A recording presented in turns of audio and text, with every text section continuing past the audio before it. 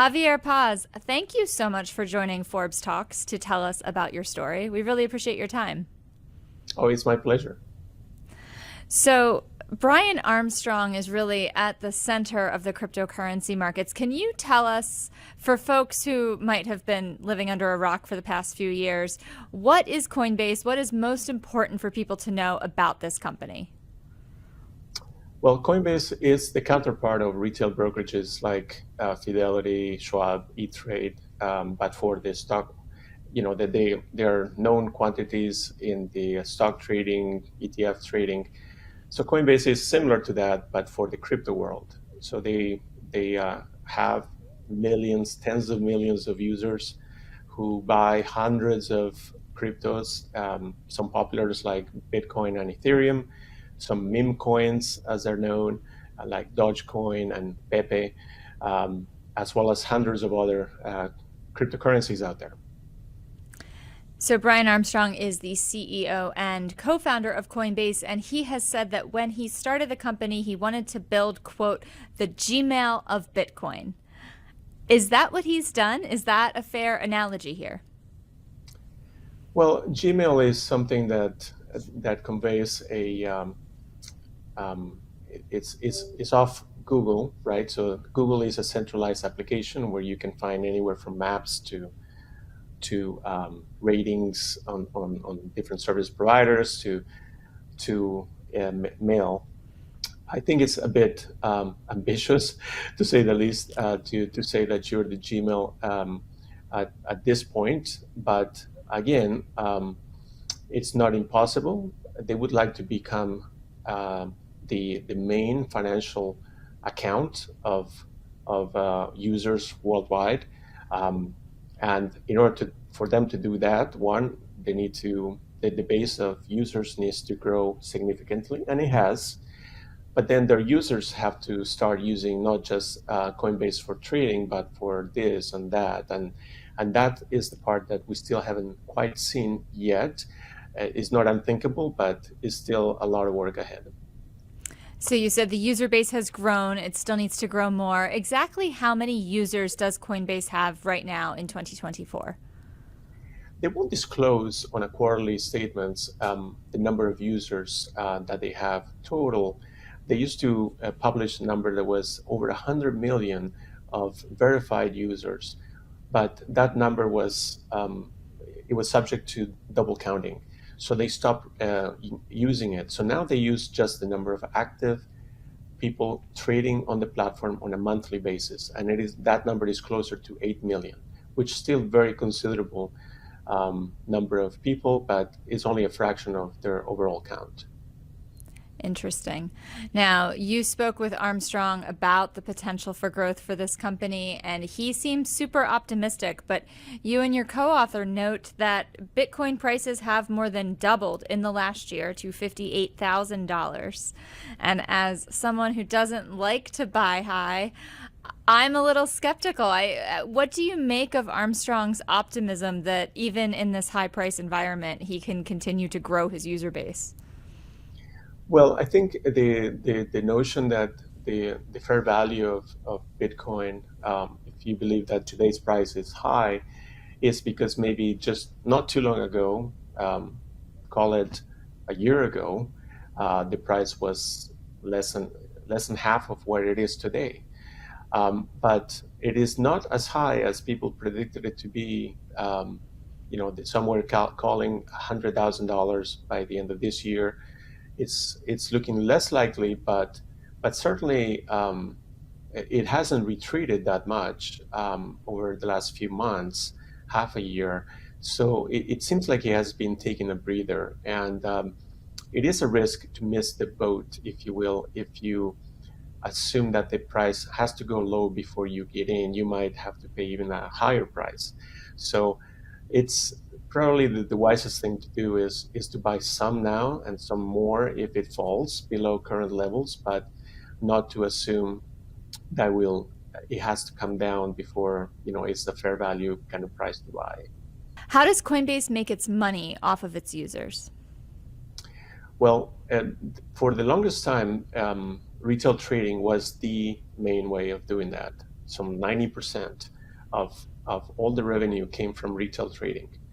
Now it's more diversified. There's retail and there's institutional trading, and there's also other revenue channels like staking and custody business. So staking refers to, it's much like a COD. You put in your money, you tie it up for a period, and then eventually you get your money back and some interest. But in this case, it's called staking.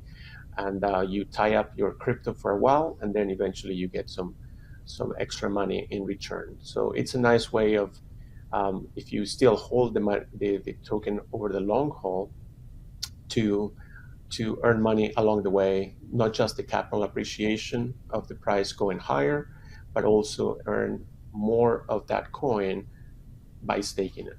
So it makes a fee anytime somebody does staking, and they earn their cut from that. So now it used to be 90%, like I mentioned, the retail trading. Now that number is closer to 54%. So the other lines of the business are growing, and that's something shareholders are pretty happy about. And what are those other lines of business? So staking and custody are two. Now, in your story, you write, if there were such a thing as a too big to fail institution in this space, Coinbase would be it. Why do you say that? And how much in digital assets does Coinbase hold? And what happens if it does fail? Because we all witnessed 2008, and the idea of an institution like Coinbase failing, you indicate in your story, could be catastrophic. It could be. Now, this is something where, having so much wealth, so roughly $300 billion in one place, it's a big single point of failure, if you will, for the industry. Having said that, for regulators to get concerned, based on the research that we did, that number has to be much higher. So in the trillions, and that's like the realm of real big asset managers. But even them, as big as they are not designated as a systemically important firm yet. So the challenge there for Coinbase is, it's not super regulated. There's no deposit insurance per se for that crypto money. So there's a lot of at risk for tens of millions of users. If it were to fail, it would be a much bigger failure than any other previous failure that we've seen. So conceivably, that could translate to major problems for the economy. People not being able to send their kids to college, or not be able to make their mortgage payment, perhaps. But regulators are taking a very sanguine approach and are not necessarily calling for regulation of this firm at this point, other than the SEC, which I'm sure that you might have questions about. But basically, Coinbase is sitting on a lot of tokens, but the institutions that we spoke to believe that something called cold storage and multiple signatures supporting that the cryptographic signature of that protects these assets is sufficient to be able to sleep at night. So by keeping most of their wealth of the Coinbase, of the 300 billion that they hold in cold storage, they are in essence mitigating what could be stolen by a hacker, if you will. So it's it's not connected to the web, and therefore it's safer, not perfectly safe per se. I mean, there could be something, some compromised identity that could result in major problems for the firm, but it is considered by the firms that we talk to very safe. Time will tell. Interesting. Now, the Securities and Exchange Commission in 2023 sued Coinbase. What was this lawsuit? What does it mean for its business? Right. So the SEC had took issue not just with Coinbase, with many others as well, crypto firms based in the U.S. that they hadn't registered as exchanges or as broker dealers or as clearing firms, and in other words, they were not following the rules that have been in place for securities firms for decades, many decades, back to World War II kind of era.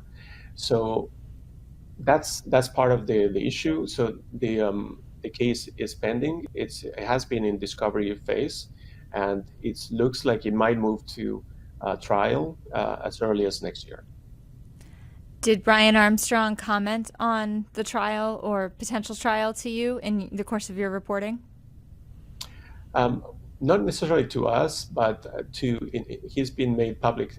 He has made public statements about this point of view that basically the crypto and his business require new set of rules, and other countries have come up with these rules. The U.S. has been slow to do so, even after a decade and plus of having crypto around. So their point is, when these new rules come out, we will definitely get a license for that. So far, the licenses that they have been with either the anti-money laundering provisions, anti-terrorist financing, and also a bit license with the state of New York, which did pass some rules that dealt with digital assets. So, but in order to have crypto rules in the U.S., multiple parties have to be in agreement. Part of it is the SEC, part of it is Congress. And so far, neither party, neither Congress or the SEC have been very forthcoming with the rules. But there is movement in Congress to make that happen. So that's where it's tricky to predict with certainty that this SEC case will go to trial, because in the next few months we may see Congress pass some rules that clarify jurisdictions and what is which digital assets are assets and which ones are commodities and which ones are securities. And obviously the SEC only has domain over the security ones, not the commodity ones. Now, in your story, you describe Brian Armstrong as a crypto idealist. What makes him a crypto idealist, and why is that important for us to cover? Well, they're looking at this a new breed of disruptors. Started 12 years ago, 10 years ago, to believe that they had the solution to the way finances are run in a way that doesn't require trust in a central entity. So they believed in decentralization, and Brian Armstrong is certainly one of them. However, he has been very shrewd in that while he believes in decentralization, he has also practiced centralization in his work. But that aside, he believes also in the power of crypto to lower the cost of money transmittal, as well as making payments cheaper. He believes in economic freedom, as he calls it, which is the ability for average people and content creators, entrepreneurs, to have easier access to money that appreciates over time, that is cheaper to acquire, and that is for a new generation. So those are, the losers, if you will, in this disruption would be the likes of Visa and MasterCard, their payment rails, which charge their 3 to 5%, whatever it is, and also the app stores, which still charge double-digit fees, commissions to the content creators of those apps. So their way is to level the playing field, if you will, for the little guy. Interesting. Although they're not that little at this point.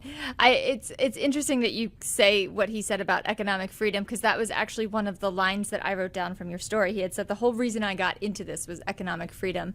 And when I think about the state of the economy and consumer behavior and who is using Bitcoin, I wonder, is he reaching the audience that he set out to reach in the early days of Coinbase? Because it feels like it's a subsect of the investor base, the broader global investor base, and it's not like you're seeing regular people like me jumping in. Yeah, well, definitely there's a lot of Gen Yers and Gen Zers that are subscribing to the vision of crypto, and Coinbase is the main beneficiary of it. But having said that, the business of Coinbase has primarily made its money from the U.S. and the economic freedom. I think when he was speaking of it, he was thinking of people in Argentina or in Turkey, or in Venezuela that are facing currency debasements because of chronic capitalism, socialism, whatever is the label. The value of people's salaries and savings decrease for something that is beyond their control. So crypto could provide an anchor that solves that problem. But having said that, that economic freedom of Coinbase, it's nice, it's idealistic, but it hasn't quite spread abroad by Coinbase. There are other crypto exchanges out there that have reached, a more of the third world effectively in the tens of millions of users, and so that movement that he is invoking, it is happening, and people in El Salvador and many other places that have relatively little wealth, if they bought Bitcoin in 2022, today they're sitting pretty with over 100% increase in what they bought. So that's something that traditional stocks and options would not have delivered to them. So it is, I can see that it is happening, although by many firms, not just Coinbase. And did you and Brian talk about lowering costs for users? I understand he might have a new endeavor that helps lower costs. Is that true?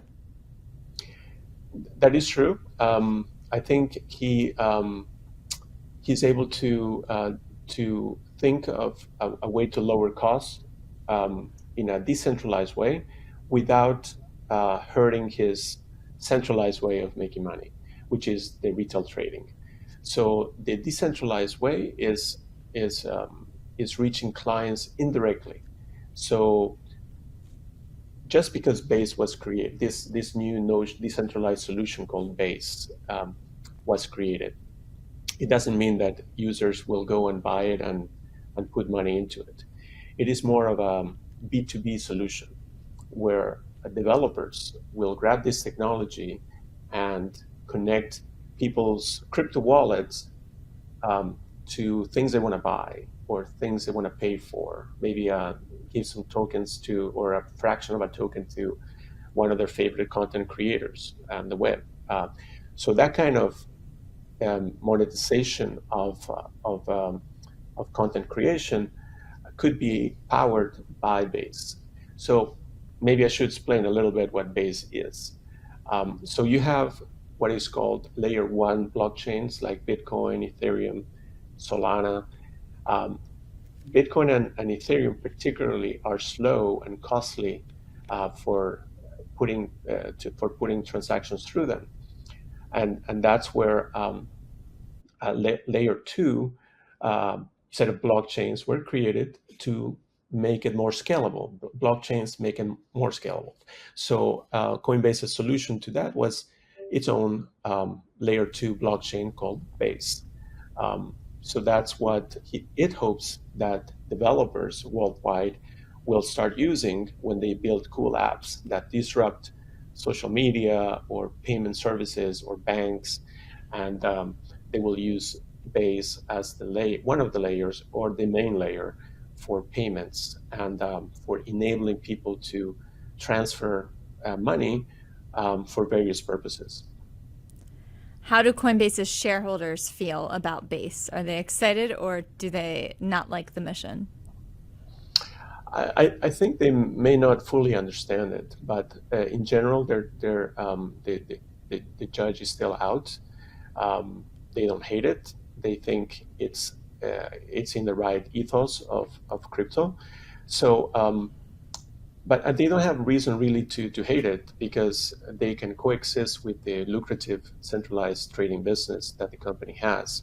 Brian Armstrong has not said that he intends to flush that business down the toilet. It's too lucrative for it to do that. I don't anticipate him lowering costs unless there's very strong competition biting at his heels, which could well happen. There are much cheaper trading solutions out there here in the U.S. even, and that's why I think time will tell whether Base has grown sufficiently to make up for that lower revenue in their main business. But it is growing. It is right now something according to one of the analysts that we spoke to, it is around $100 million a year, which is quite good for something that just has about a year since it was created. Interesting. So after working on this story, would you invest in Coinbase as an individual, not as a journalist, but in your free time, based on what you've learned and what you know? Is this a good investment? Do you use it for trading? What's your personal take? Well, I would say that it depends on the trader or investor. So if you are a trader like myself, a relatively active trader, I would get in and out of positions on a weekly basis. And for that, I would need a lower cost of transactions. And Coinbase would not necessarily deliver that. So I would consider looking elsewhere.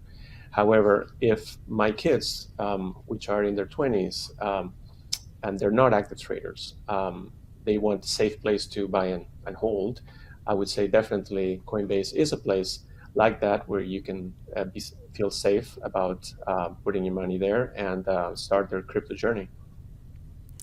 Is there anything on the cutting room floor from your story that didn't make the pages of the magazine, but you think are important for the folks watching this video to know and to understand about Brian Armstrong and Coinbase? Well, we did a major analysis of crypto exchanges just a few months ago. We started out with 600 plus exchanges, and then we started applying filters in terms of which ones show signs of life, which ones have different attributes like licenses to operate properly, and then narrowed it down to 20 firms. And Coinbase was the number one firm again for the second year in a row. So clearly we believe that, well, they may not be perfect, like their high cost of business, high cost of trading. We believe that overall they're doing fine across the board, and they have a good game that they're playing, and have the staple of a kind of firm that will stick around for years to come. Stick around for years to come. Javier, thank you so much for coming on and telling us about your story. For folks at home, please go to Forbes.com to read the full story. Thank you so much.